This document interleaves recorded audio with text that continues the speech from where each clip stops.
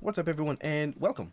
It's been about a year since my last episode, but I just took a trip to South Africa, and never in my wildest dreams would I have believed that I would learn so much, not just about nature and animals and plants, but be able to sort of make connections between topics that I'm currently working on within the artificial intelligence spectrum, machine learning, the emergence, or you could make emergence or evolution sort of. That topic and how we are speeding up the process of which we can potentially test these types of outcomes. So I just wanted to share a few of the more interesting connections I was able to make. And we start off with birds' nests. So there were these really crazy birds' nests that I probably knew or seen somebody, but they just sort of really bounced out at me at a couple of places. They weren't everywhere in South Africa, but I was able to see these at the second or third of the safaris that, or the reservations we were on, and these were on this thick bush in the water. I'm assuming using both as protection, but they're not a standard ash tree type bird's nest. They're round, right? They obviously round and circular, but we get up close, they resemble more a shell structure. Or if you want to take it a small stretch, you could say, "Ooh, the golden ratio." But back to the bird's nests themselves, I found the weaving and the thatching process was extremely interesting and just got me wondering. For example, around the outside of the door, the entry, you could see how tight they were able to weave these pieces, which goes to the flexibility of the piece or the amount of fluid inside of it and the diameter of it. It has to be super super light, super super thin, in order to get it like this tight in terms of the weaving structure, and even the patterns that they use to sort of create the entryway, these circular patterns for forming that in terms of structure, being able to hold weight and all of that, I find extremely fascinating. And it actually got me to thinking, like, how long did it take this particular species? And that's really what kind of struck me is, like, let's call the species Carl, because I still don't know what it is. I didn't look it up yet, at least. But let's call it the species Carl. How long did it take that species to like perfect this method, right? To even have the idea for this method, or see it somewhere, come up with it, be able to reproduce it, and pass that down from generation to generation until it became sort of an instinct of them to go fly around, at least South Africa, like I said, and build these types of constructions. Like, what camouflage does it give? What protection does it give? Where do they place it?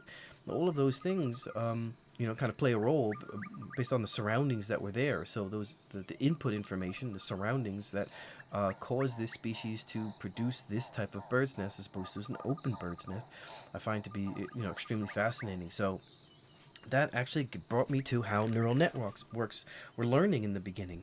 They were giving it little one by one colors, patterns, figure out the number zero in different types of writing styles, the number one, the letter T, R, S, so on and so forth, until they increased the complexity of the images, but the algorithms were still able to consistently um, uh, identify what the properties of these images, dogs and cats and all these other types of things, and now prove that you're a human with matching up which images match the context or whatever it is, right?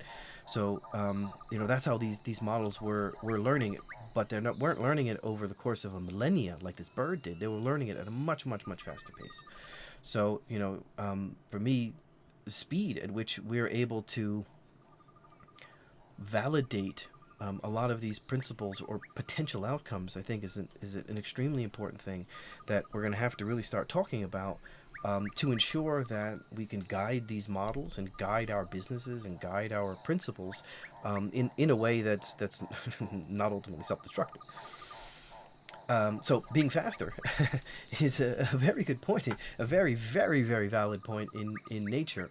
This rhino can basically sprint something like 300 or 400 meters in about 11 seconds. So him against Usain Bolt, I would bet on the rhino over a 400, a quarter mile. Um, so. What I was thinking about on one of the reserves, one of the more interesting reserves I had, where I got the most very very valuable information, this rhino actually totaled a car that got too close to it. So I was thinking about all the people around me. I don't need to be faster than the rhino. I just need to be faster than you, right? So the speed at which you can get to validation is extremely important point in the way I do things. That's kind of why I built the SmartTasks.cloud data fabric. So I call it a data fabric because it allows you to connect any number of systems, sort of layers into your existing infrastructure, your existing business processes, the business logic, all the systems that it connects to. It is that connector. And because AI is super hot, I put together this quick sort of chatbot assistant just to show that you can go from a business idea to an actual interface that you can validate that in the shortest period of time, in literally minutes if for an easy use case, and potentially a couple hours or maybe a couple of days if you're still trying to figure out like what is the use case, so to say. And if you're interested in trying it out, or you're welcome to go to the website, or you can get in touch with me so that I can walk you through step by step how you can integrate something like this to validate your use cases in a very speedy manner. But anyway, I want to get back to Africa because I was on another sort of early morning safari, and it was a very talkative guy, tons of information. He studied all types of animals and plants for decades, and he worked at different reserves, and took various exams and had to cut like the skin off this animal. So I mean, he knew what he was talking about, and he stopped at this plant, and this plant had a sort of red outer circle ring of color. And he said that's produced by a chemical that this plant itself produces. And it shows itself on the outside as that red sort of thing as a warning sign, because the effect is that it'll sort of dry out your mouth and it tastes bitter. The chemical does. So, he had us try it, and I tried it, and it dried out my mouth and it tasted bitter. And he said it has another effect. That chemical, once it gets in the stomach, it hardens the walls of the stomach, so that if you eat too much of it, then the walls will burst and you'll die. So herbivores, in general, giraffe is apparently a herbivore, they don't gorge. They nibble and eat a bit, and then they move on to another plant. And this is actually where it gets interesting, because what plant do they move on to, or either what species or what plant in which direction? Because this chemical, which I think is called something like a PSM, there's a paper about these something like secondary metabolite, I think it's called. What their function is, even in terms of, I think it was photosynthesis. So they're there, right? And what they do is they become either a vapor. When the plant is attacked or destroyed, like biting leaves or tearing leaves off, there's a sort of vapor that's emitted that enters into the air. So the wind carries it downwind, right? Now, all of the other plants that share that system, when they get it on their skin, they start actually producing the same chemical. So it's a warning system. So they have a security system that can rupture your stomach if you eat too much of it while that chemical is being produced, or it effectively warns all of its buddies downwind. So herbivores move upwind so that they can ambush plants that have not yet been warned. Okay. Now, how did the herbivores get to that point? I mean, could it be guesswork, or it could be that they were able to sense various things within their environment. It could actually be the chemical themselves. They were inhaling it or tasting it or whatever. If it was the bitterness was following them, they weren't going in that direction anymore, because all they saw maybe was death on the floor in front of them from all the other herbivores that ate until their stomachs burst, right? So how many of these herbivores had to die before, how many millions of years had to pass before these herbivores, or whatever subsystem that controls that, had to kick in for them to say, I'm not going in this direction when the wind is blowing in this direction, I'm going in that direction, right? Where was the connection? So that really got me thinking into sort of adaptive cybersecurity technologies, as well as deeper into artificial intelligence in terms of the communication systems that happen even at a plant life level, given the natural conditions around it, like wind, cross-pollination, and all of these other things are in effect systems. So one of the other things that really struck me was sort of colors, and in here we have a cartoon version of what is called a springbok. Kind of looks like a deer, but what was really interesting is the white tail. So they all have white tails. Why? Well, they live in herds or packs or families, or I'm not really sure what it is, but I would say a herd, my guess, and that need to move at night too. So what better to have in front of you than a white flashlight that reflects light, moonlight in particular, so that you can follow and stay close to the herd. So the question I have is how many black-tailed or brown-tailed, because those are the colors of this animal, a springbok had to die or lead another portion of the pack off a cliff before that gene, died off. Like, you think the comics about the dodo bird, like how many had to die off before these traits sort of emerged within this animal. And again, color. The brown is for camouflage. In the rain, I found it very difficult to see these animals, even when they're standing right next to me. The black is there to absorb sunlight and thereby regulate the temperature, heat the animal up. The white is there to reflect the sunlight and thereby the temperature. So millions of years worth of, we call it then evolution, happened based off of circumstances, based off of changes in environment over time. The heating of the planet, for example, who knows? All of that had an effect to produce these patterns or these things that emerged, especially to such a dominant level to where everyone has a white tail. To reach that level of requirement or of sort of mandatory governance is, I find, extraordinary. You could even say the pattern. The pattern is indicative of this particular species, pattern of colors. The variation of tint may vary, but I mean, even leopards or others always have that template of a pattern, which I found extremely interesting in terms of the colors. But it's not. It doesn't even stop there. It does stay with color, but it doesn't even stop there because of other genetic changes. The giraffe.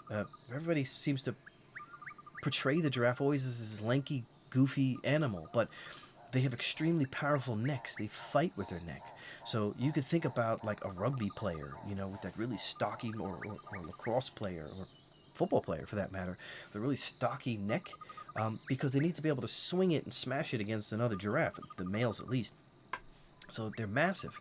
Not just that, but they apparently can kick a lion to death with one kick.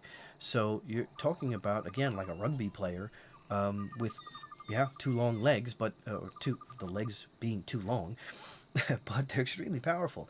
And that includes their tongue. So we were staying at a reserve that had a giraffe, which was deemed to never really be able to be put back in the wild because it just didn't have real giraffe survival skills. So they kind of created a concept where you were allowed to periodically feed it. And while we were feeding it, my 6-year-old son had a branch, and it sticks its tongue out, wraps it around the foliage of the branch, and basically rips it off.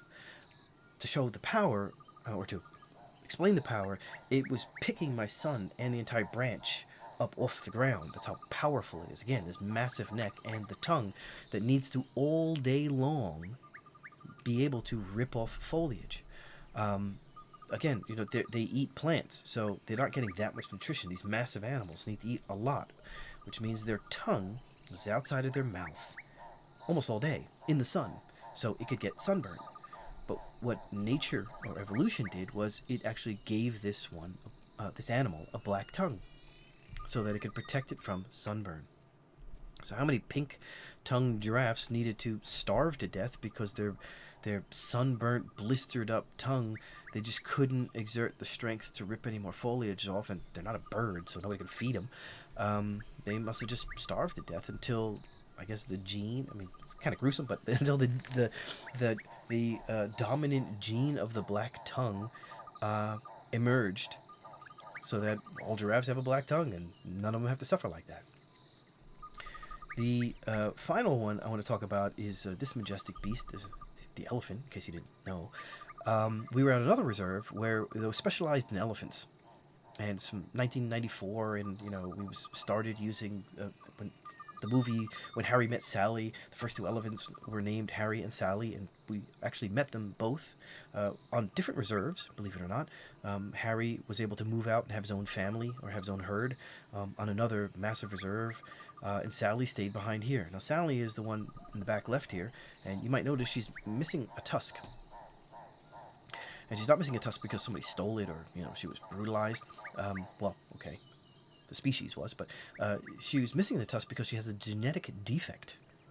And the genetic defect is because over decades or centuries, elephants were looked at as a pest that were destroying farmland, valuable farmland. So they were ultimately killed.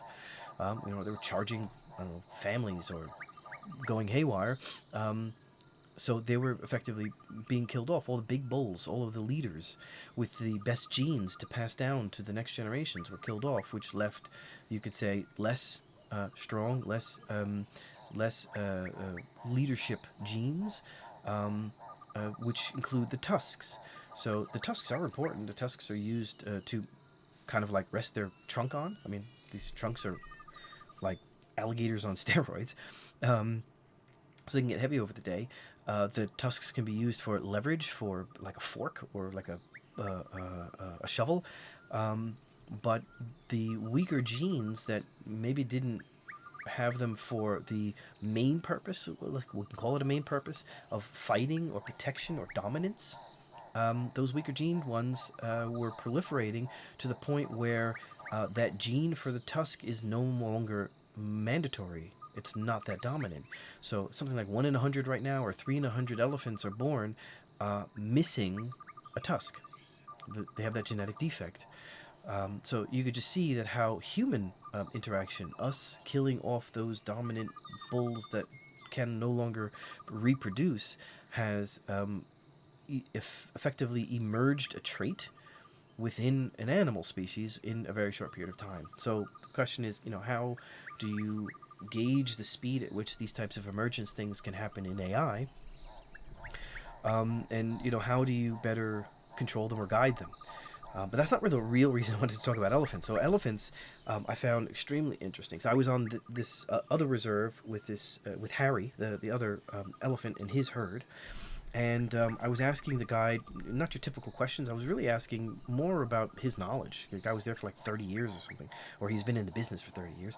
And I was interested in animal behavior, so I asked him what was the most interesting story he had about an interaction he saw that animals are doing. So not a human-to-human, but like animal with animal.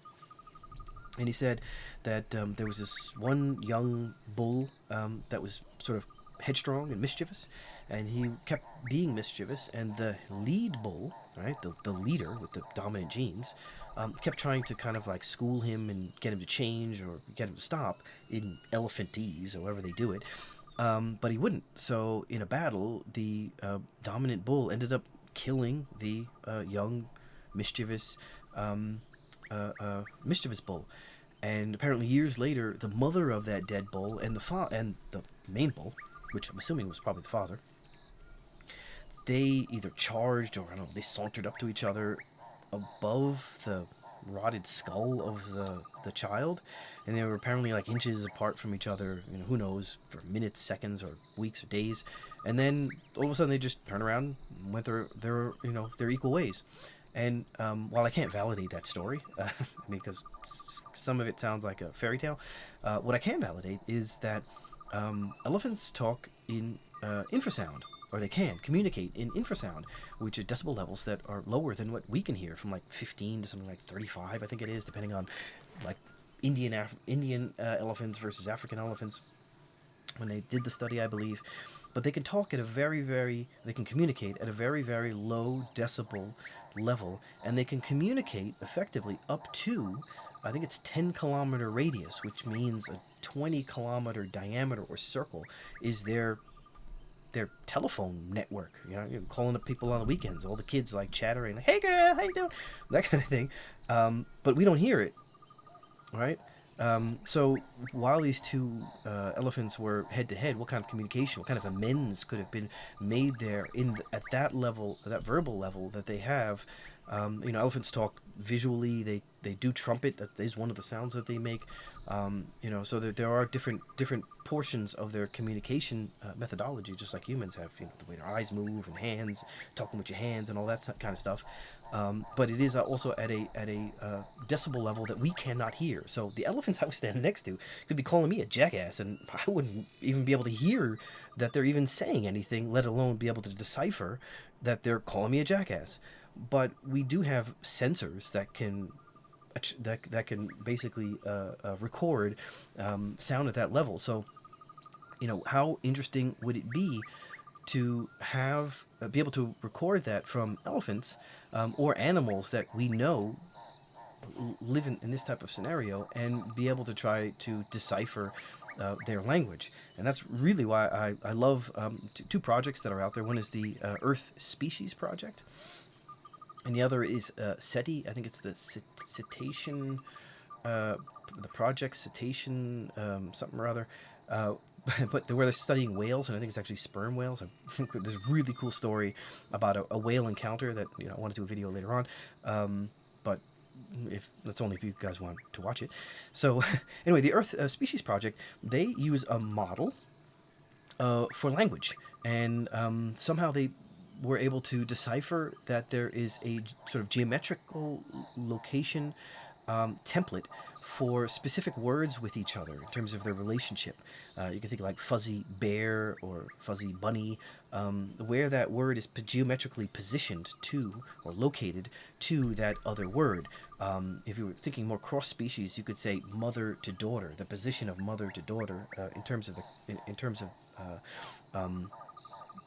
the geometric location, because every species that we are maybe interested in would potentially have a mother and a daughter, or a father and a son, or a father and a daughter. So those patterns, if you could locate those within those species, you could potentially start overlapping with other species that we know of, and try to find its geometric pattern location.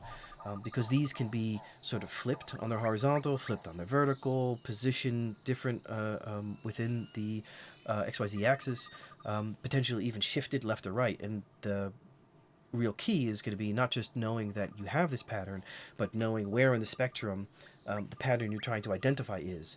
Now, with the whales one, I think they're trying to lower microphones down into the ocean and listen to the whole stream of all whales, but that seems very general. I think they'd have to locate a specific family of whales and try to track them, so that they can really get deeper down.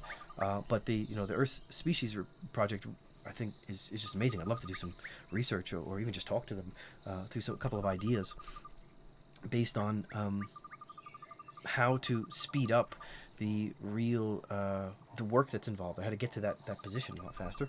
And I still like to tell the whale story in a type of video with what ifs, but again, I would love to get your comments whether or not that's something that you would like to see. All right, with that, I say, thanks. I'll see you guys on the next video. Take care.